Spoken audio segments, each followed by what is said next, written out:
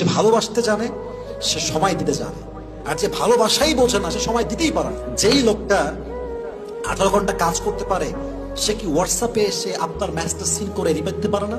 পারে। ওই ব্যক্তিত্ব নাই, ওই মনোমাইন্ড নাই, ওই ভালোবাসা নাই। আপনার কি মনে হয় যে একটা মেয়ে এত ব্যস্ত যে সে তার পুরো সময়ের ভিতরে তার স্বামীকে কল দিবে? টাইম মানে কিসের ব্যস্ত? ও কি এমন মহারানী হয়েছে? এটা ঠিক না। ভালোবাসার সবচেয়ে বড় দায়িত্বটা হচ্ছে সময় দেওয়া, সময় কাটানো। সময় কাটালে ঘনিষ্ঠতা বাড়ে, সম্পর্ক সুন্দর হয়, একটা ভালো সম্পর্ক হয়।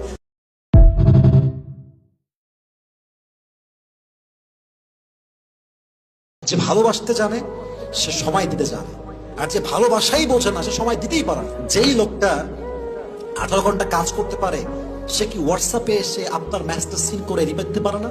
পারে।